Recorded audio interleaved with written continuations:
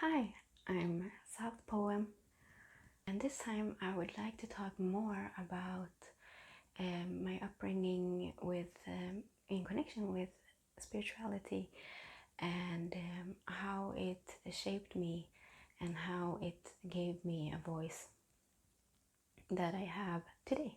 Um, I was quite alone at home, so that it was when I would sneak out and swing and just be with nature.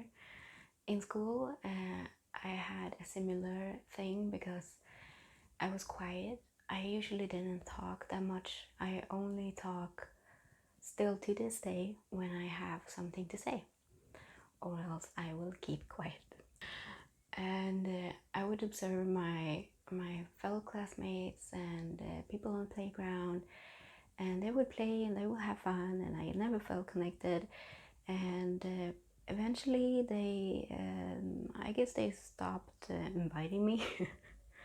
They didn't invite me to play soccer with them because I would start playing with rocks instead. Because this field that they were playing on had these tiny rocks, and I would love to just build tiny pyramids and I don't know. Yeah, I was never focused. It wasn't my thing. I didn't like being a part of that type of community. That wasn't my thing. Eventually, there would be some boys that would pick on me daily. One of the boys, I felt he saddened me a lot, but I felt sorry for him because I knew that his parents were both alcoholics, and I knew that he and his sister were going through a lot. So I knew that even then that I could understand it in a way. It didn't make it okay, and I think that my teacher used that as an excuse, and that is also not okay. She would say, "Oh, but you know, he's going through a hard time," and I'm like, "Yeah, but I'm the one who has my backpack in a heater, and I don't know what to do about it." And she didn't. She was so kind. I loved my first teacher. She was so amazing. But in some sense, I wish that she would be more affirmative or more observant as a teacher, and maybe as a person even. So I was picked on a lot, and I had a lot of issues, and yeah, I don't know. It felt like every time I went to school, someone would pick on me, or someone would say something hurtful, and I got used to having this type of life where at home I wasn't at peace, and in school I wasn't at peace, and in between I was sitting in a car with my dad driving, and I was like, no, this isn't it. And when I was around, I believe I was 8 or 9, because I know that they started in first class. I remember walking a lot. I walked around the school a lot. I liked walking around the school. I liked talking to people that weren't there, or beings that weren't there. I used to fantasize a lot. And you would say, they would tell me, "Oh, you have a lot of imaginary friends," and I did. I love all of them, and they're a big part of my childhood because of that. So I would take these walks, and one day I was probably talking to one of my imaginary friends, and today I would say that would probably be one of my angels or one of my guides, and I would say to them, "I know that I have this big purpose. I have this big purpose in life. I know that I'm not gonna be in this town for the rest of my life. I'm not gonna have children here. I'm not gonna marry here. I'm not gonna have my job here. I'm going to move. This is not going to be my main spot. This is not going to be my home forever. And this is not going to be forever. This school is not going to be forever." So I would say I have a bigger purpose, and I knew that I was going to help people. That was my main thing. I had this big purpose. I was going to help people, and I was going to do it in a way where people would go, "Oh, I never knew you had that in you." and I was going to help people like a lot at once. I just knew that I had this sense of that one day I'm going to help people, and I'm going to help them with everything that they need. And it's not going to be hard work for me. It's going to be something that I already know. And no one could ever change that opinion. No one could ever tell me that is untrue, because that was so deep down in me that no one could say that to me. I was like, yeah, this is it. This is my purpose. Strange to know your purpose when you're 8, maybe, but I knew that was my purpose.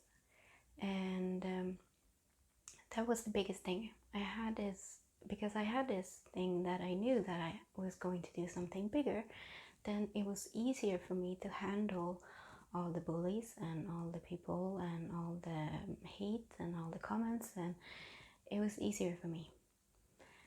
And because I always knew in the back of my mind, I would go, yeah, I don't care really. I won't be here for that long. So that helped me a lot. And when I would pray, like I mentioned before, when I would pray, I would, sit and have my hands together and close my eyes, and I would connect to, I don't know if I would say I would connect to God. I would connect to something that I know. I would connect to an energy, I would say more, because I would always feel this tingling sensation here. Even as a child, I didn't know what it was at the time, but I would feel this tingling sensation, this pulling in a way.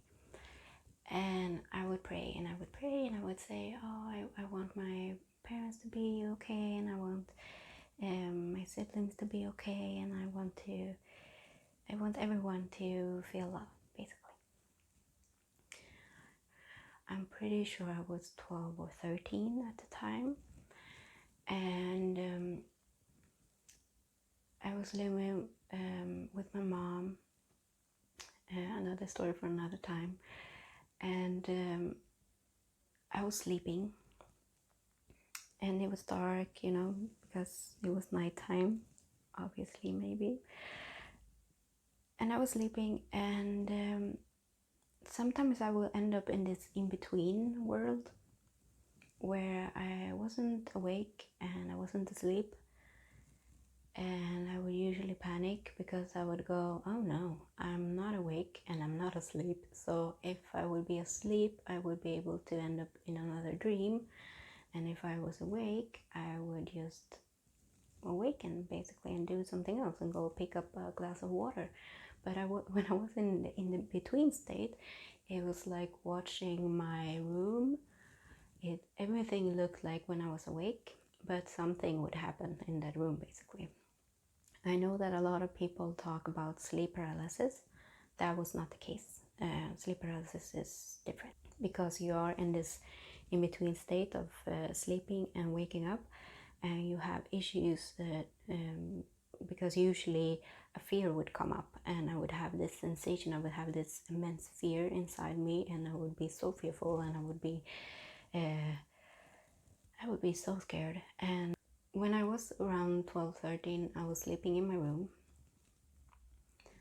and I'm pretty sure I ended up in this between world, and I would feel like something really dark would come, and I mean really, really dark. You could, if you think of the color black, it's the blackest of black.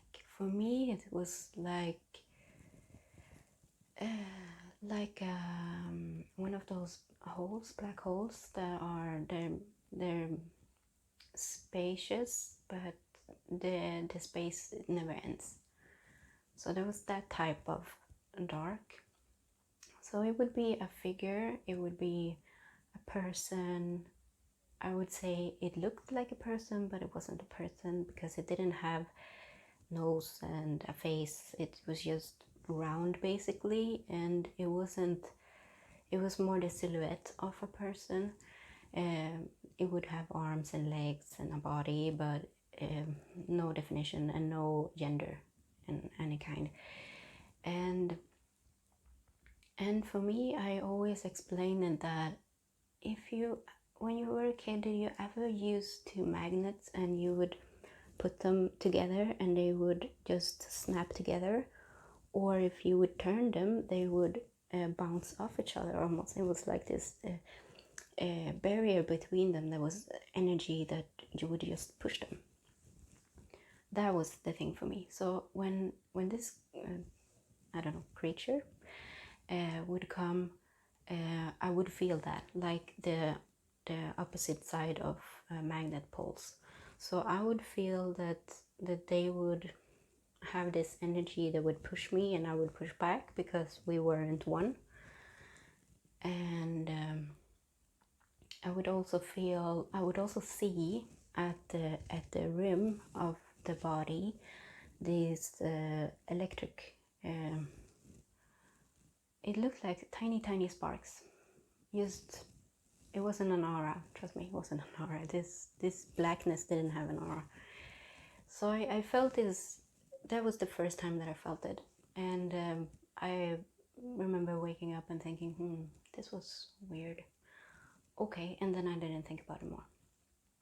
Eventually, I kept having these dreams, but I was sleeping, and then in this in-between world, I would usually sleep on my back, I'm sure, and I would try to wake myself up from the in-between world or try to fall asleep because I didn't want to be in that in-between. It was so hard and giving me anxiety basically.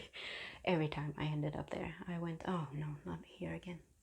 And then this, I can't say human, but this creature would come, and I would usually have my arms laying by the sides of my body, but my arms would be placed.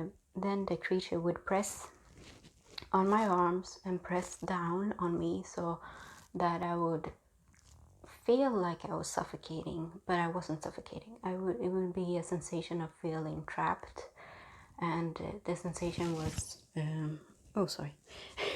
I would have my arms like this, and it would press them in, and I would feel this sense of fear because it would be like a bully coming up to you and grabbing your arms, putting them in a cross, and then pushing you into a wall basically, and telling you any type of stupid thing that they would come up with, any type of threat that they would come up with. And I felt threatened. That was the thing. I felt threatened every time my arms would be crossed. I would feel threatened, and this creature would press and press and press, and I would be scared. I would be really scared. Eventually I would learn, because I had this repeating dream for a long time. So when I would wake up, I would go, I need to learn how to wake up. I need to learn how to wake up from this in-between world. I need to learn. So after, when you're a child, you don't really know how many times you have this dream, but I'm really sure I had it for months and months and months and months. And it wasn't a dream because it was the in-between world, so it was something. It wasn't something that my brain made up. And it wasn't something I would see in real life. So I would learn to wake up. I knew that when the creature would come and start pressing my arms, I would go, okay, this is the in-between world. This is not true. This is not happening. I need to wake up. And I would wake myself up. I know how to do it when I am in that world, but the first thing is realizing that is happening. The second thing is telling yourself, wake up, wake up, wake up. And then it's me fighting back. It's not me fighting the creature, it's me pulling my arms out. That is usually my way of waking up, because I'm using my power. You get me? My energy, I'm using it just to push it back, like the magnet and the poles. So I did this for a while, And it was scary at first, but eventually it would be like this challenge, like, oh, okay, let's do this again. And one time I woke up and I went to my mom, and I had this handprint on my arm, and I couldn't have done it because you would see the handprint wasn't on this direction, it was the other direction, and my hand wasn't able to do that, and my other hand wasn't able to do that. And I wasn't scared. That was the thing. I wasn't scared at all. And I told my mom, and she was always so accepting. And she said, "That's interesting. I've never seen that before. Does it hurt?" And I said, "No, it's more like it's red, but I don't feel any pain." And she said, "Maybe this is something that you need to look into more and figure out why." And she told me that she had for about 2 years time have had that type of dreams, similar, not exactly the same, but similar. So I figured, this is something I need to figure out what it is. So I kept sleeping on it, and I kept this kept happening, and I got to this point where I realized that I am light. And by that I mean, like I think I said in the first video, I have this amount of love, and I know that it's a higher vibration. It's the highest vibration there is. It's love in our universe, and I know that lower vibrations doesn't want higher vibrations to be around, and they definitely don't want me talking about it, and they definitely don't want me acknowledging it, because they want to quiet the light. So every time I would be intimidated by this dark creature, shadow, call it whatever, I would be scared in the beginning. Eventually I would be pretty angry, because I would go, "Oh, come on, this again?" But yes, the first few times I was really scared, because it's strange. And it's a strange feeling, because when you're in between worlds, you feel that you have a lot of anxiety and a lot of heavy energy, so much heavy energy. Like you would walk into a room and you would feel heaviness. That was the type of feeling. And I said to myself, "Oh, so I am light, basically, and the darkness wants to kill the light." And that was the thing, because I thought I was always going to die. That was the type of panic I would have in the beginning. But I realized that no, I can't be suffocated by this lower energy. But only if you say, "Okay, I don't trust my abilities, I don't trust my gifts, I don't trust whatever I do in life," then it's easier to be affected by the lower energies, thoughts, ideas. It's easier to be affected by their negativity, anger, guilt, frustration, everything.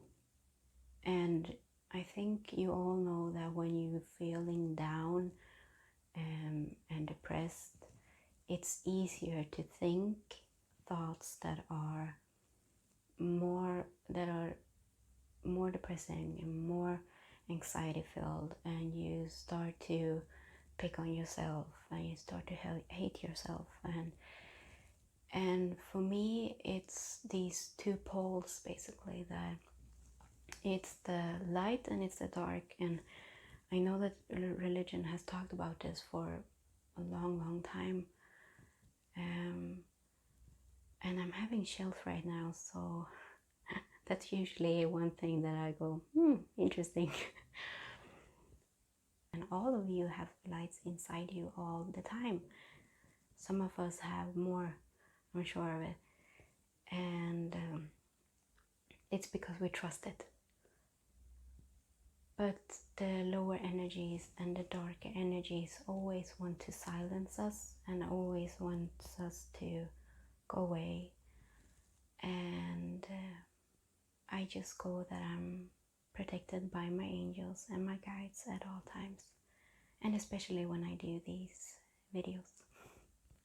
That was a big thing for me because I was so small still. I was still a child, but I realized that I need to keep going. I need to keep following this first idea that I have, that I need to help people. And I kept going and I kept going and I kept going. And I'm so grateful for my mom, because she was the one person that's always been behind me in all this spiritual work, because she has had a lot of experiences when she was a child and when she was growing up. And every time I told her I have this dream, or I have this idea, or I have this sense, or I have to help people, she would always say, yes, do it, go for it. She would never ever tell me that I'm crazy. She would never ever tell me that we need to go and see a psychologist or a psychiatrist, or get medicine, or get treated. She would always say, yes, this is a part of you. This is a part of our family, and this is a part of you now. And you will have to figure out what you need to do. And why I share this story is that maybe you have had a similar experience. You have been afraid, or maybe you're going through it right now. And I want you to know that just keep shining your light. There will always be some type of lower energy trying to steer you away from light, and there will always be someone there trying to put you down. And sometimes it's yourself, and sometimes it's your friends, and sometimes it's people around you. But just keep going, because you have these wonderful gifts that I hope that you also will share with the world, like I'm doing right now. And I'm happy that you came today and that you sat around for this video. I'm going to talk hopefully more about these topics, and please leave a comment if there's any topic you would like to know more about, or anything that I've said that you go, oh, I would really like to know more about that. Let me know. And thank you for today. Thank you for your time. Thank you for listening, and see you another day.